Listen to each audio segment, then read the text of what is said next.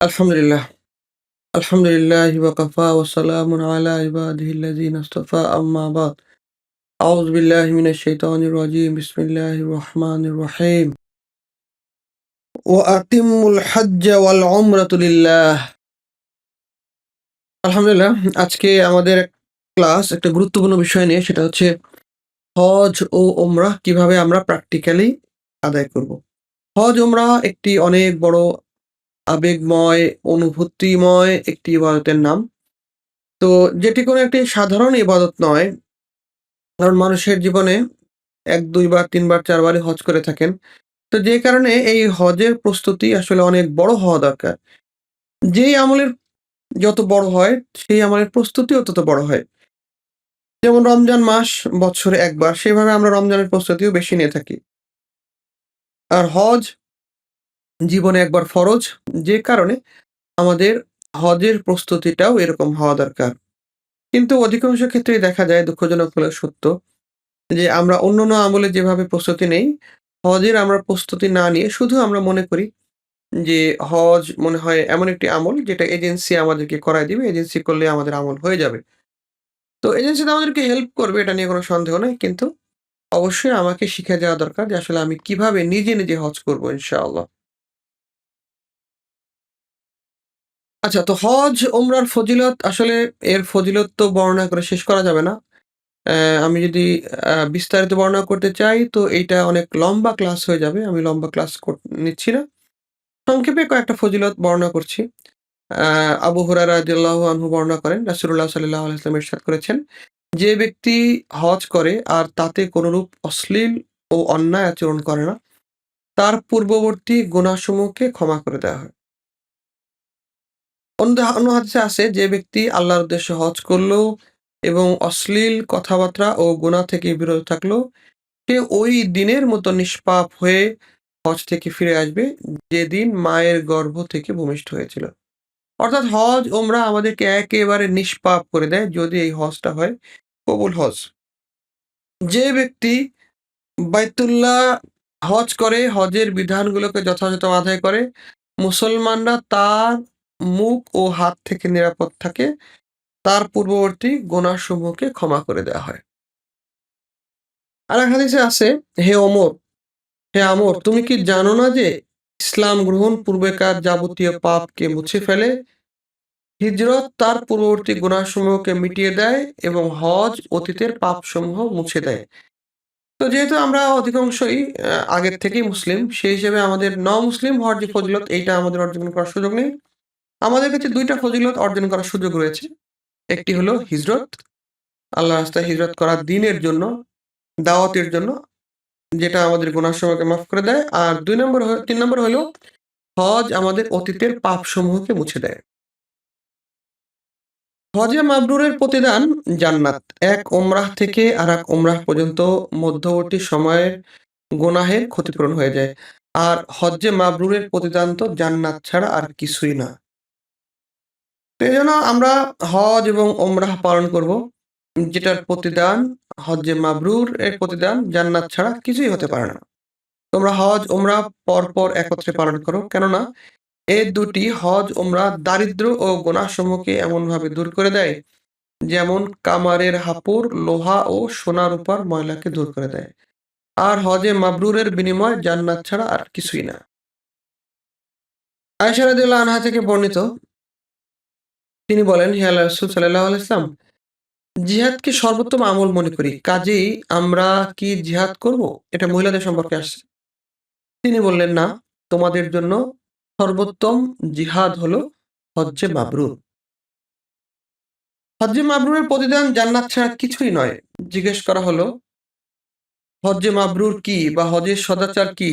তিনি বললেন, খানা খাওয়ানো এবং উত্তম কথা বলা। তাহলে হজ্জে মাবরুর তখনই হবে যখন আমরা আমাদের হজের সফরে অন্যকে খানা খাওয়াবো এবং উত্তম কথা। হজের সময় যদি কারো মৃত্যু হয়, সে সম্পর্কে একটা হাদিস আসছে। এক ব্যক্তি আরাফাতের ময়দানে রাসূলুল্লাহ সাল্লাল্লাহু আলাইহি ওয়াসাল্লামের সাথে উকুফরত অবস্থায় ছিলেন। হঠাৎ তিনি বাহন থেকে নিচে পড়ে গেলেন। এতে তার ঘাড় মটকে গেল। তিনি মারা গেলেন। তখন রাসূলুল্লাহ সাল্লাল্লাহু আলাইহি ওয়াসাল্লাম তাকে বললেন, তাকে বরই পাতা সিদ্ধ করা পানি দিয়ে গোসল করে দাও। তার ২ কাপড় দিয়ে তাকে দাফন করাও। তাকে সুগন্ধি লাগিও না, তাহার মাথা আবৃত করো না। কেননা তাকে কিয়ামতের ময়দানে তালবিয়া পাঠরত অবস্থায় উঠানো হবে। সুবহানাল্লাহ! তার মানে হজে মৃত্যু হওয়া এটা অনেক সৌভাগ্যের বিষয়। তো এরকম সৌভাগ্যবান মৃত্যু আসলে কয়জনেরই বা হতে পারে? অন্য একটা হাদিসে আছে যে ব্যক্তি হজের উদ্দেশ্যে বের হলো অতঃপর মৃত্যুবরণ করলো, কিয়ামত পর্যন্ত তার হজের সওয়াব লেখা হবে। আর যে ব্যক্তি ওমরার উদ্দেশ্যে বের হলো আর সে অবস্থায় তার মৃত্যু হলো, কিয়ামত পর্যন্ত তার জন্য ওমরার সওয়াব লেখা হবে। যে ব্যক্তি জিহাদের উদ্দেশ্যে বের হলো এবং তাতে তার মৃত্যু হলো, কিয়ামত পর্যন্ত তার জন্য মুজাহিদের সওয়াব লেখা হবে। সবগুলো হাদিসই সহিহ হাদিস থেকে আলোচনা। তাহলে আমরা এখান থেকে জানলাম যে হজ্জে মাবরুরের বা যেই হজ কবুল হয়েছে, এইরকম হজের শর্ত হচ্ছে ২ টো। একটা হচ্ছে যে পুরো সফরে রাগ করা যাবে না। সদাচরণ করতে হবে। কারণ মানুষ যখন এহরাম পরে, ঠিক শয়তানও তার সামনে এহরাম পরেই হাজির হয়। আমরা অনেক সময় হজের সফরে দেখেছি যে একজন ব্যক্তি অনেক শান্ত। কিন্তু এহরাম পরার পর থেকেই সে কোনো কারণ ছাড়াই বারবার সে রেগে যাচ্ছে। তো এইটা কেন হয়? যে হজের দ্বারা তো তার সমস্ত গুনাহ মাফ হয়ে যায়। সমস্ত কিছু ধুয়ে মুছে পরিষ্কার পরিচ্ছন্ন হয়ে যায়। তো এটা আসলে শয়তান কখনোই সহ্য করতে পারে না। যেই কারণে শয়তান তাকে রাগাইতে থাকে বারবার। তো এজন্য আমরা হজের সফরে কোনো ক্রমেই রাগবো না। যদিও রাগার হাজারো কারণ থাকে। অনেক কারণ থাকবে। এজেন্সির লোক হয়তোবা কোনো উল্টাপাল্টা করছে, কিংবা বাস দেরি করে আসছে, কিংবা খাবার টাইম মতো আসে নাই। অনেক ধরনের প্রবলেম থাকবে। কিন্তু আমরা কোনো মতেই আমরা হজের সফরে রাগ করব না। কারণ আমি এই যে ৫,০০,০০০, ১০,০০,০০০ একটা বড় অ্যামাউন্টের টাকা খরচ করে আমরা হজে আসছি। শুধুমাত্র এই একটু আরাম-আয়েশের জন্য নয়। কারণ আমার আরাম-আয়েশের জন্য তো আমার বাসা, আমার উম বর্তমান পরিবেশই অনেক উন্নত। কিন্তু আমাকে মনে রাখতে হবে যে আমি সফরে গিয়েছি একটু গোশ বেশি খাওয়ার জন্য নয়, একটু মাছ বেশি খাওয়ার জন্য নয়, একটু কমফোর্ট এর জন্য নয়, বরং আমি তো হজে গিয়েছি আমার সারা জীবনের সমস্ত গুনাহকে মাফ করার জন্য। আমি তো হজে গিয়েছি এটা যাতে আমার জান্নাতের ওসিলা হয়ে যায় এটার জন্য। এজন্য বারবার আমরা হজের সফরের ভিতরে এটাকে বারবার স্মরণ করব যে আমি কেন আসছি? শয়তান অনেক সময় আমাদেরকে বিভিন্ন ধান্দায় লাগায় দেয়। আচ্ছা, ২ নম্বর হলো যে আমরা শুধু ফ্রি খাবো না, বরং অন্যকেও কিছু খাওয়ানোর চেষ্টা করব। হ্যাঁ, খাওয়াইতে হলে যে অনেক টাকা লাগবে তা না। এখানে খেজুরের দাম কম, ৳৮ ৳৯ ৳৫ ৳৬ খেজুর পাওয়া যায়, ৳১০ খেজুর পাওয়া যায়।